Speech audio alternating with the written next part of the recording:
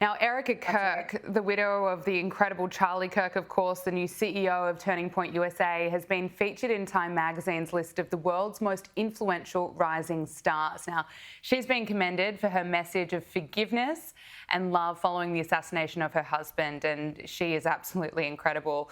Times wrote few would have faulted Erica Kirk if she had stood before tens of thousands at her husband's memorial and demanded retribution. Instead, 11 days after Charlie Kirk was assassinated while speaking at a university, his 36-year-old widow offered something rare in today's politics: forgiveness. Caitlin, can I get your reaction to this? Oh, yes. Knowing Erica personally, so many of my former colleagues, again, so strong in their faith. Gabrielle, I know we've spoken Mm. about this before. And I can share with your viewers that I struggled with my faith. And during my time at Turning Point, I expressed that to some of my former colleagues. And I want your viewers to know that every single one of those conversations was met with encouragement, was met with love, Mm. never with judgment, and with the kind of strength that Erica Kirk portrayed for us all in that arena that day. And that was the kind of culture that Charlie cultivated. And I believe the kind of culture that Erica will now continue with. And I think this is all about role models when it comes down Yeah. to it.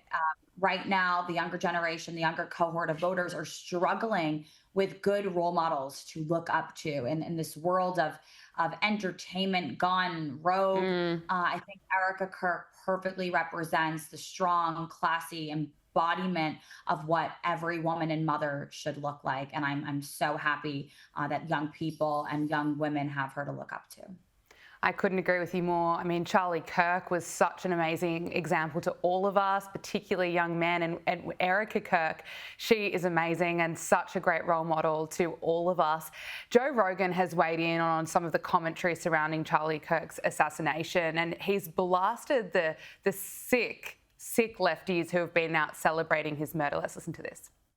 Well, the Charlie Kirk thing opened up my eyes. Yeah. I never expected so many people would celebrate that man's murder. The fact that people were cheering when he died, normal people, housewives, moms, like fucking people working at banks, people working at various industries, celebrating a man getting shot in front of his kids, in front of the whole world. That's like, evil. What the is wrong with us?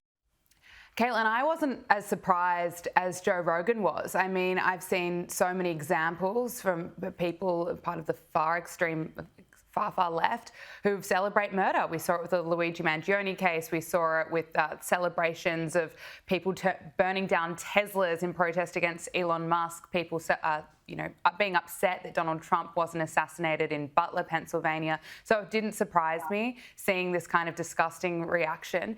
I guess it still hurts, though, when you see people like Erica Kirk, everything she stands for, and we know what Charlie Kirk stood for, such an incredible person, such an amazing example to all of us. And you have people that celebrate death. What did you make of Joe Rogan's reaction? Look, I'm a Joe Rogan fan. I think he's done a lot as far as having open dialogue and discussion and reminding the country that's what this is about. But I don't know why it took this tragedy for Joe Rogan to realize that this was never the party of inclusion. Yeah. This was never the party that wanted to use careful rhetoric, that was kind. Remember the summer of love? We all remember the summer of love.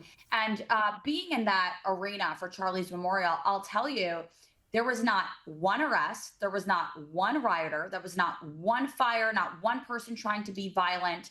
And we can't say the same for the other side. Now, Yeah. Joe Rogan is right in the sense where this has lit fire under so many patriots in this country, especially the young people. I think the number right now that was released from Turning Point was over 120,000 inquiries for new chapters across the country.